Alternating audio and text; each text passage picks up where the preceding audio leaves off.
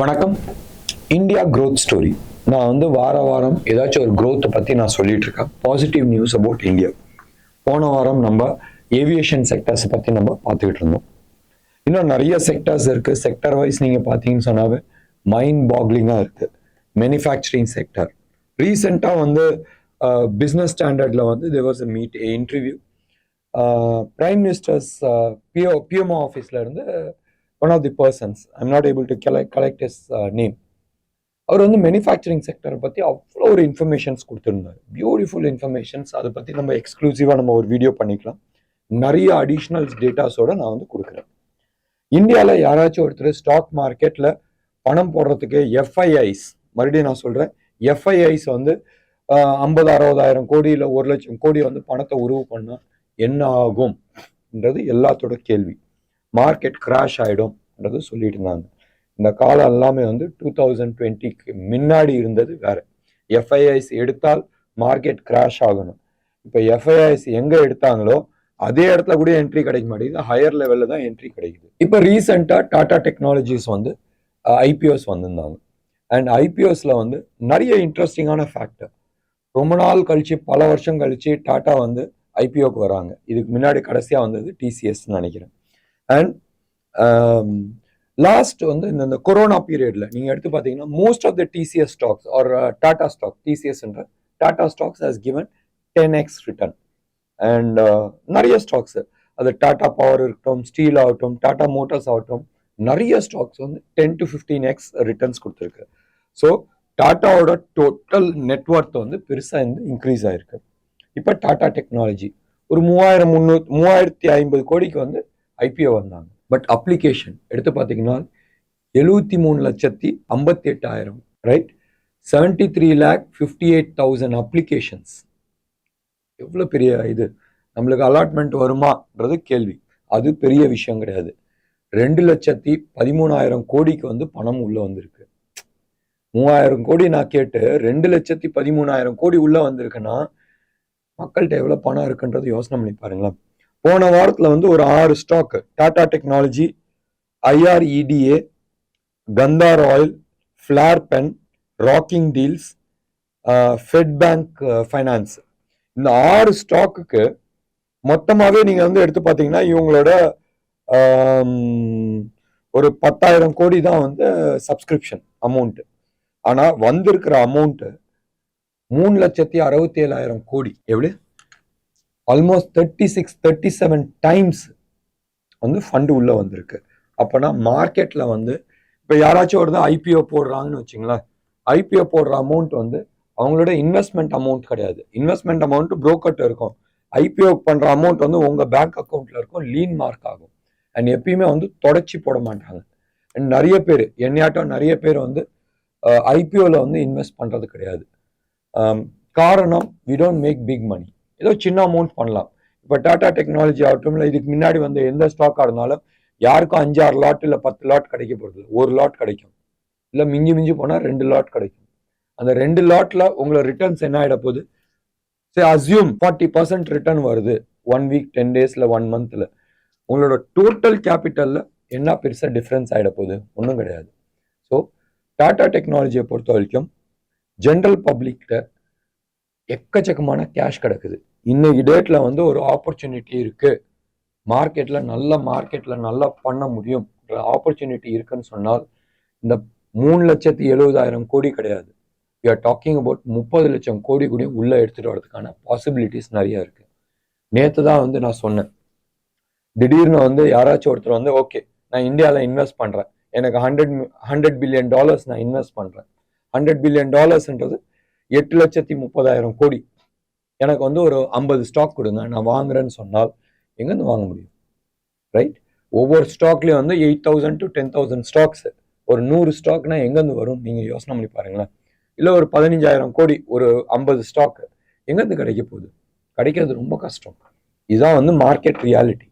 So 15,000 கோடி ஒரு 50 stock நம்ம வந்து ஐடென்டிஃபை பண்ண முடியலன்னு சொன்னால் மார்க்கெட்ல வந்து பணம் இல்லை. இந்த பணம் இல்லாதனால மார்க்கெட் சரியிறன்றதுக்கான ஆப்பர்ச்சுனிட்டியே கிடையாது. ஸோ யாராச்சும் வந்து டீப் கரெக்ஷன் மார்க்கெட்ல நடக்கும்னு சொன்னால் நடக்கட்டும். பட் டெஃபினட்டா there is a bigger money which is going to come in. So டெஃபினட்டாக யாராச்சும் இன்வெஸ்ட் பண்ணணும்னு நினைக்கிறீங்கன்னு சொன்னால் யோசிக்க வேணாம், ரைட் டைம். மார்க்கெட் கரெக்ஷன் ஆகுமா? கரெக்ஷன் ஆகிறதுக்கான நிறைய சான்சஸ் இருக்கு, இல்லைன்னு நான் சொல்லு. 2 மேஜர் ஈவெண்ட்ஸ் இருக்கு, ஆர் ரேதர் 3 மேஜர் ஈவெண்ட்ஸ் இருக்கு. ஒன்று இந்தியாவை பொறுத்த வரைக்கும் டிசம்பர் 3 ரிசல்ட், அதுக்கப்புறமா மே மாசத்துக்கான நம்மளோட எலெக்ஷன். இந்த டிசம்பர் மாசத்துல இருந்து மே மாசம் எலெக்ஷனுக்குள்ள நிறைய கட்சிக்கு வந்து வாழ்வா சாவான்றது ஒரு சூழ்நிலை. ஸோ டெஃபினட்டா அவங்களால முடிஞ்ச அத்தனை தந்திரங்களும் பண்ணுவாங்க. சினிமாவில் நம்ம பார்த்துருப்போம். ஸோ மார்க்கெட்ல இல்லை நாட்டில் நிறைய இடத்துல கலவரங்கள் நடக்கிறதுக்கான வாய்ப்புகள் இருக்கு. ஏன்னு சொன்னால் சர்வை பண்ணியே ஆகணுன்ற நிறைய கட்சிக்கான ஒரு சூழ்நிலை. ஸோ அப்படி இருக்கும் போதும் நெக்ஸ்ட் ஒரு 4 to 5 months இந்தியாவில் பயங்கர ஒலட்டைலாக இருக்கும், நிறைய வந்து வயலன்ஸ் இருக்கிறதுக்கான வாய்ப்புகள் இருக்கு. ஸோ அப்படி இருக்கும் போதும் மார்க்கெட் அதுக்கு தந்தாப்புல வந்து ரியாக்ட் ஆகும். இது ஒரு சைடு இருக்கட்டும். 2வது ரிஸ்க், மேஜர் ரிஸ்க் என்னதுன்னு சொன்னால் அஸ்யூமிங், சரியா, பிஜேபி இல்லாத காங்கிரஸ் அண்ட் அந்த கூட்டணி வருது. அப்போ வரும்போதும் நிச்சயமா வந்து பெரிய லெவல்ல மார்க்கெட் கரெக்ட் ஆகிறதுக்கான சான்சஸ், அப்சல்யூட் மெஜாரிட்டி வந்தாலும் கரெக்ஷன் ஆகிறதுக்கான சான்சஸ். காரணம், இந்த கட்சிகள் எல்லாருமே வந்து they don't have a common agenda. அப்படியே இருந்தாலும் ஒரு கூட்டணி ஆட்சி நடக்கும் போதும் என்ன நடக்கும்ன்றது we have seen it in the past. Corruptions நிறைய வரதுக்கான சான்சஸ் இருக்கு. சரி, பிஜேபி இன்னொன்று சைட்ல வருதுன்னு வச்சுங்க. பிஜேபி அப்சல்யூட் மெஜாரிட்டியில வருதுன்னு சொன்னால் இட்ஸ் அ டிஃப்ரெண்ட் ஸ்டோரி. ஆனால் 3rd term இந்த லாஸ்ட் 75 yearsல வந்து 3 terms கண்டினியூஸா ஜெயிச்சது வந்து கிடையாது. அப்படி இருக்கிற பட்சத்தில் பிஜேபி இந்த தர எலெக்ஷன்ல ஃபுல் மெஜாரிட்டி வரல, 1. 2வது கூட்டணி சப்போர்ட் தேவைப்படுதுன்னு சொன்னால் டெஃபினட்டா அங்க கட்சியிலையும் ஆர் இந்த கூட்டணியிலையும் கரப்ஷன் ஆகிறதுக்கான சான்சஸ் நிறைய இருக்கு. அதுதான் வந்து major risk for the market. இது 2வது ரிஸ்க். 3வது ரிஸ்க், இப்போ வந்து நீங்க பாத்தீங்க கர்நாடகாவில் ஆகட்டும், இல்ல மத்திய பிரதேஷ் ஆகட்டும், தமிழ்நாட்டில் ஆகட்டும், வீட்டுக்கு நான் வந்து இவ்வளோ கேஷ் கொடுக்குறேன், இவ்வளோ டிஸ்கவுண்ட் கொடுக்குறேன், இது பண்றேன்னு போதும் உங்களுக்கு வந்து growthக்கான ஆப்பர்ச்சுனிட்டிஸ் கம்மியாயிடும். இந்த ஃப்ரீ பீஸ் கொடுக்கறதுக்கான செலவுகள் ஆகும் மொழிய ப்ராப்பர் கேபெக்ஸ் ஆர் ஏதாச்சும் ஒரு பிஸ்னஸ்ல இன்வெஸ்ட்மெண்ட் பண்றதுக்கோ இல்லை இன்ஃப்ராஸ்ட்ரக்சர்ல இன்வெஸ்ட்மெண்ட் பண்றதுக்கான ஆப்பர்ச்சுனிட்டி இருக்காது. அப்படி இருக்கும் போதும் ஆட்டோமேட்டிக்கா வந்து மார்க்கெட் கரெக்ட் ஆகிறதுக்கான சான்சஸ் நிறைய இருக்கு. இது வந்து 2 கட்சியுமே, காங்கிரஸ்ன்றது இல்லை ஆர் இந்த சைடு இந்தியான்ற கூட்டணி இல்லை, பிஜேபியும் வந்து டெஃபினட்டா வந்து நிறைய ஃப்ரீ கொடுப்பாங்க. இவங்க கொடுக்கும்போது இதை மேட்ச் பண்ணி தானே ஆகணும். அப்போ கொடுக்கும் போதும் இந்த மார்க்கெட் ரிஸ்க்கும் இருக்கு. இதுக்கான காஸ்ட் ஆஃப் மணி, மறுபடியும் நான் சொல்றேன், இது மாதிரி ஃப்ரீயா கொடுக்கறதுக்கு என்ன காஸ்ட் ஆகும் வருஷத்துக்குன்றது ஒரு பெரிய கேள்விக்குறி இருக்கு. அந்த கேள்விக்குறிக்கான விடைன்றது ஒண்ணு, ஆனா விலை என்ன ஆகுதுன்றது யோசிக்கணும். நீங்க எடுத்து பாத்தீங்கன்னா கர்நாடகால அவங்க கொடுத்த அந்த ஃப்ரீ பீஸ்க்கு வந்து வருஷத்துக்கு 62,000 கோடி. தமிழ்நாட்டில் it is close to about 30-35,000 crores per year. அந்த அடிஷ்னல் ரெவென்யூ எடுத்துட்டு வர முடியுமா, சம்பாதிக்க முடியுமான்றது ஒரு கேள்விக்குறி இருக்கு. இதுதான் வந்து மார்க்கெட்ல இருக்கிற ரிஸ்க் ஃபேக்டர். பட் இன்னொரு மேஜர் ரிஸ்க் ஃபேக்டர் என்னன்னு சொன்னால் உலக பொருளாதாரம். உலக பொருளாதாரத்துல அமெரிக்கா ஆகட்டும், யூரோப் ஆகட்டும் இன் பர்டிகுலர், அண்ட் 2வது வந்து ரஷ்யா யுக்ரைன் போர் எப்படி போகுதுன்றது தெரியாது. இங்க கீழே ஹமாஸ் இஸ்ரேல் வார், அது வந்து எக்ஸ்பேண்ட் ஆக போதா இல்லை எப்படி ஆக போகுதுன்றது தெரியாது. டெஃபினட்டா இஸ்ரேல் வந்து நடத்த இப்ப ஆரம்பிச்சிருக்கிற போர் வந்து அடுத்த 3 மாசம் 6 மாசத்துல முடிகிற சமாச்சாரம் கிடையாது. நிச்சயமா ஒரு 1-1.5 வருஷம் வந்து இழுக்கிறதுக்கான வாய்ப்புகள் உண்டு. அப்படி இருக்கிற பட்சத்தில் அங்க வந்து என்ன வொலட்டாலிட்டி இருக்கும் யோசிக்க வேண்டிய ஒரு விஷயம். ஸோ இந்த ரிஸ்க் ஃபேக்டர்லாம் ஒரு சைடு வைங்க. இந்தியாவை பொறுத்த வரைக்கும் ஓவராலா growth ஸ்டோரி இருக்கிறதுக்கான நிறைய வாய்ப்புகள் இருக்கு. கேள்வி கேட்கலாம், எப்படி உலகம் பூரா வந்து டவுன்ல இருக்கும்போது இந்தியாவில் வந்து எப்படி பாசிட்டிவா இருக்கும்னு சொன்னால் நம்ம வந்து எக்ஸ்போர்ட் ஓரியன்டாவே வேணாம், இம்போர்ட் சப்ஸ்டியூட் பண்ணாவே போறோம். நான் அடிக்கடி சொல்ற விஷயம், நம்ம ஊர்ல வந்து டிவியோ ஃப்ரிட்ஜோ வாஷிங் மிஷினோ, ஓகே இப்போ ஆஃப் லேட் வாஷிங் மிஷின் பண்ண ஆரம்பிச்சாச்சு, ஏசியோ, இது மாதிரி வந்து ப்ரொடக்ஷன்ஸ் ஃபுல் ஃப்ளெஜ்டா இல்லை. நம்ம இன்னமும் நிறைய வந்து இம்போர்ட் பண்ணிட்டு இருக்கோம்.